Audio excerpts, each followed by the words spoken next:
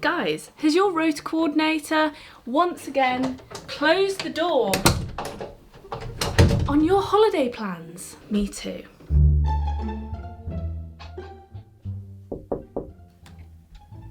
Oh, hi Karen. I just wondered if I could come and have a chat to you about some annual leave.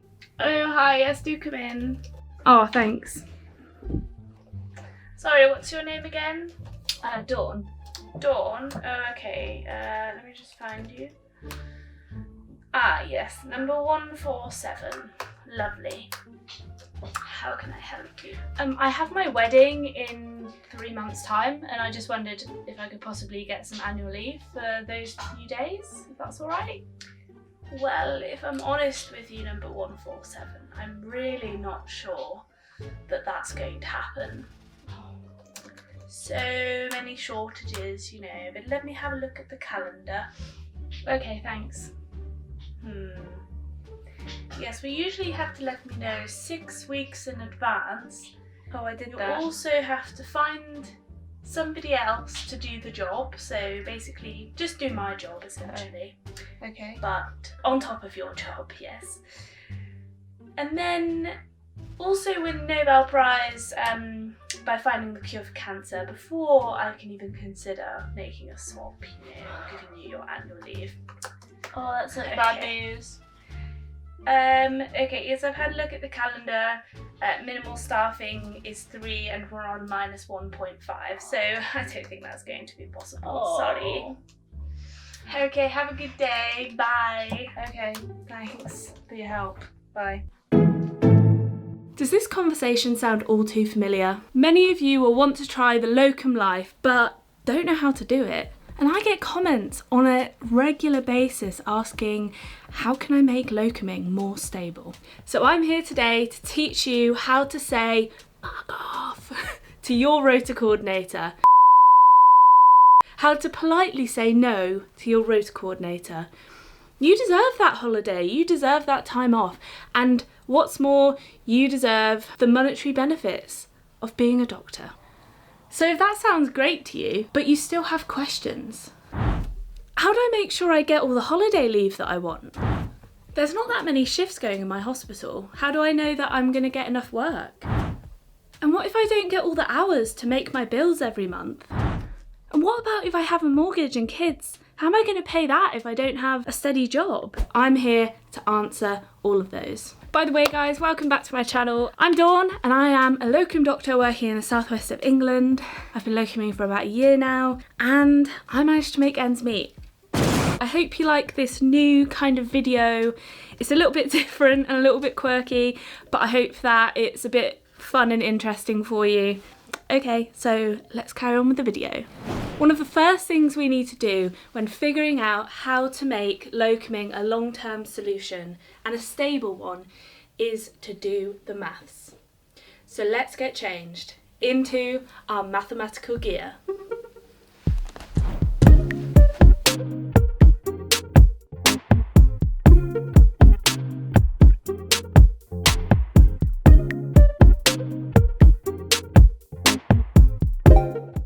To do some really quick sums to work out your pay difference.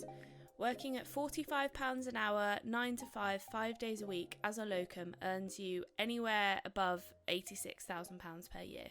Whereas working the same number of hours, including out of hours work as a salaried doctor, you'd be looking at £40,000 to £53,000 a year.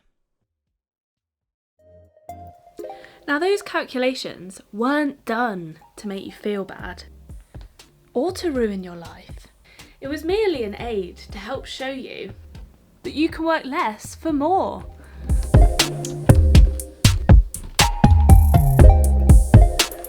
I genuinely look like I'm filming some kind of porno shoot. Like, I have a tripod in my bedroom.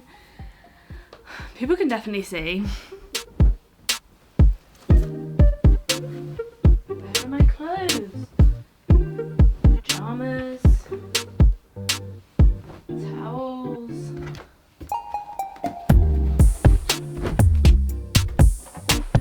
There.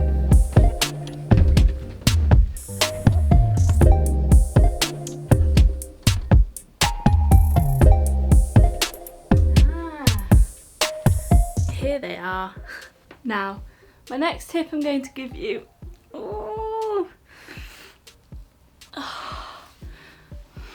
is all about how to secure a long-term locuming job. Many of you might be quite familiar with locum bank work, and so was I. However, upon realising I could earn more as an agency doctor, I quickly jumped ship and switched to agency work. I'm not going to lie, yeah, I did find it a little bit ethically questionable at the start, but we'll talk about that in another video. The main purpose here today is to tell you how to secure a long-term locum job that will keep bringing in your paycheck every month. Actually, every week, because you'll get paid every week in some places. And you may be thinking, well, Dawn, are you going to clean up that mess first? No, because aptly, this is where I introduce how I found all of my agency work.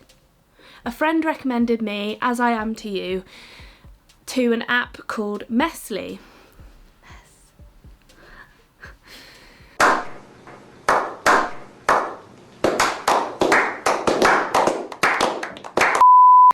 It's a free to use app, and I'm gonna go into the benefits of it here.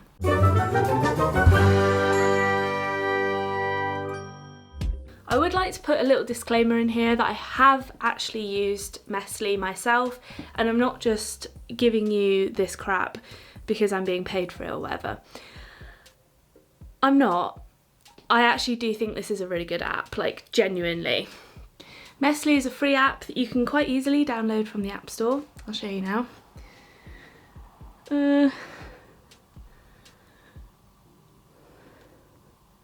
It looks like this. Here. It's a pretty new app, I'm not gonna lie, but I think what you can tell from this app is that it is clearly designed by doctors and for doctors. A lot of management systems in the NHS are clearly not designed by doctors and have absolutely no thought or foresight into what a doctor needs, but I genuinely think it's just clearly designed by doctors. With the app, you can basically put in with a pretty easy to use interface, like it gives you all the options that you need, what you're looking for, where you're looking for it, what is your highest requirement? Is money important? Is being closer to home important? Do you want long-term work? Do you want short-term work? Do you want ad hoc work? But finding regular work is not hard when you're an agency worker, trust me. You just have to be a little bit more flexible with where you go, and often if you get a job somewhere, let's say I've just finished a job in Cornwall, if you get a job in Cornwall, they'll often extend your job post if they like you or you haven't killed anybody. So although the job might only be for 6 weeks, you'll probably be there for longer. So the point of that whole second point was basically to say, if you don't think you're going to earn enough money or get enough hours in the current hospital that you're in the current bank that you're in, then signing up for an agency is not a bad idea, or at least looking into it anyway. You can always dip your toe in the water, or maybe some toes in the water, and just see how you go. If it's not for you, then just make a U-turn. Simple as that. I think what needs to be said, however, is that you kind of need to be willing to travel in order to work as an agency doctor.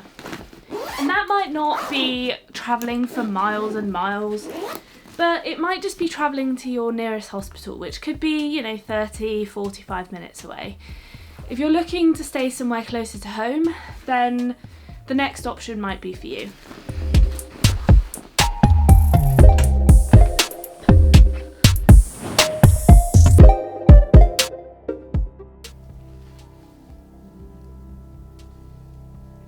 Here we see the domestic honeybee celebrating Christmas.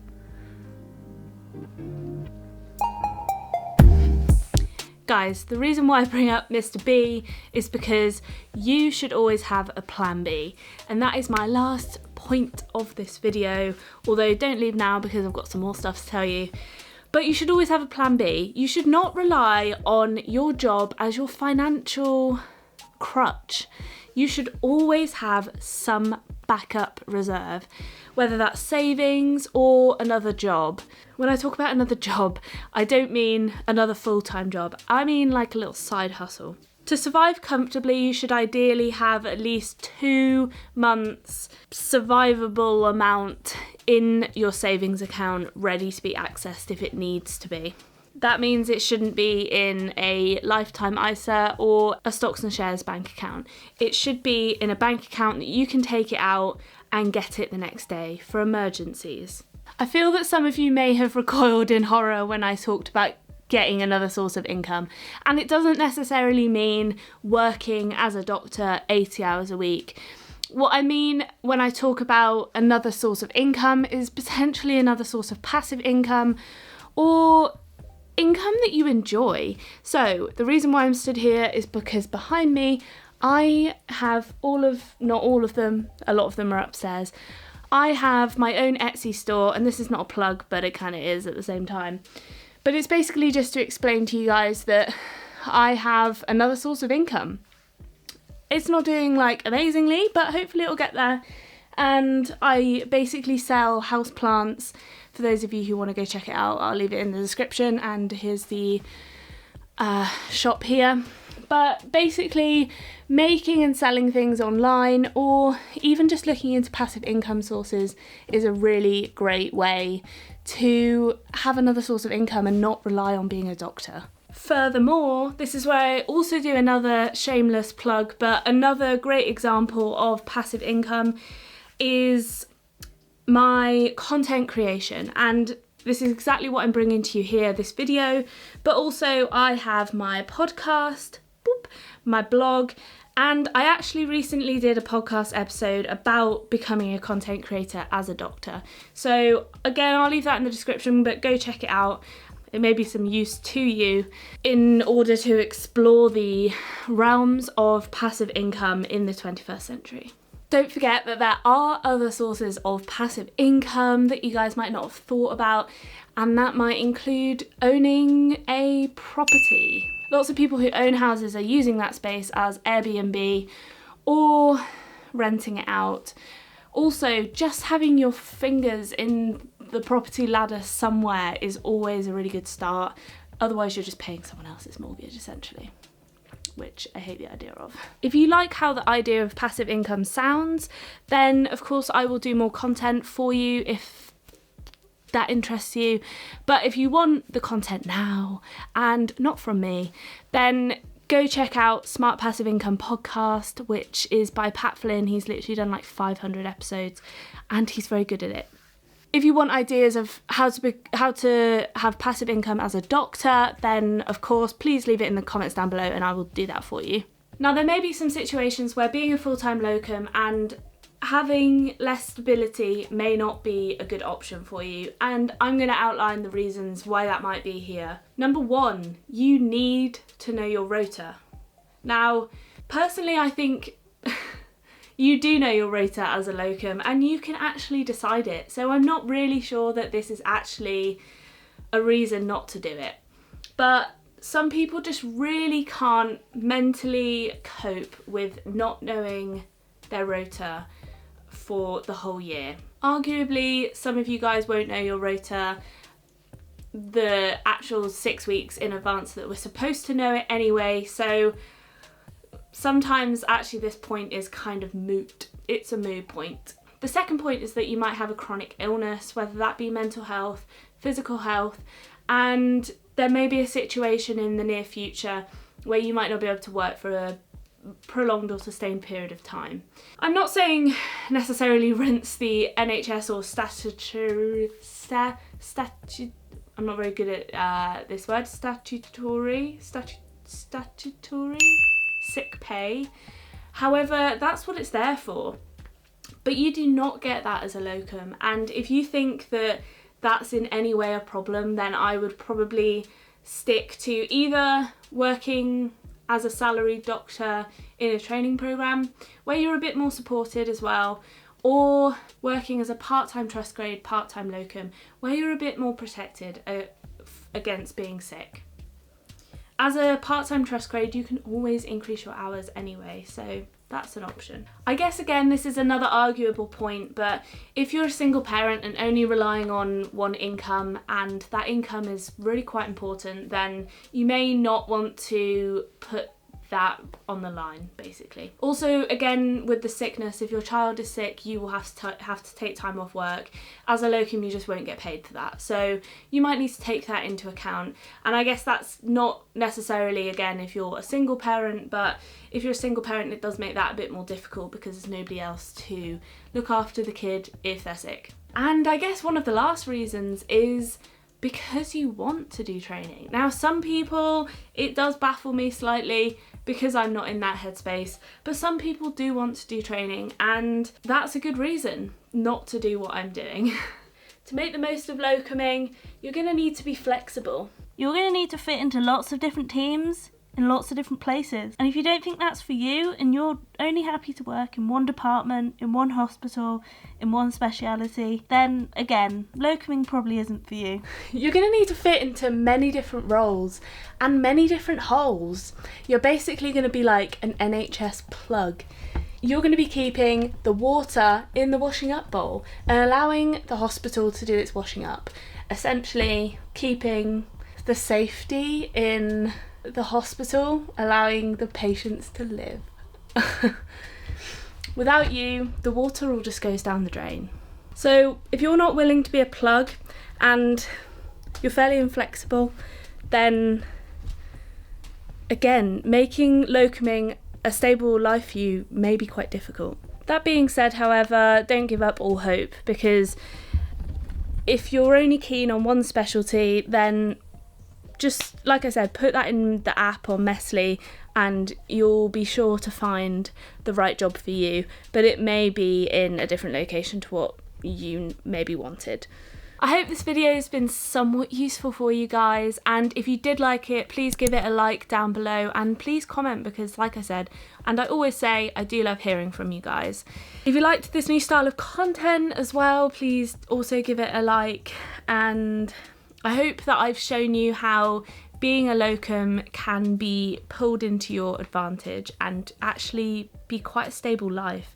And you're just in control of your own rota, your own life, and you just earn so much more money. More about the money situation in one of my next vlogs, so please subscribe and stick around to wait for that one. Alright, I'll see you in the next one.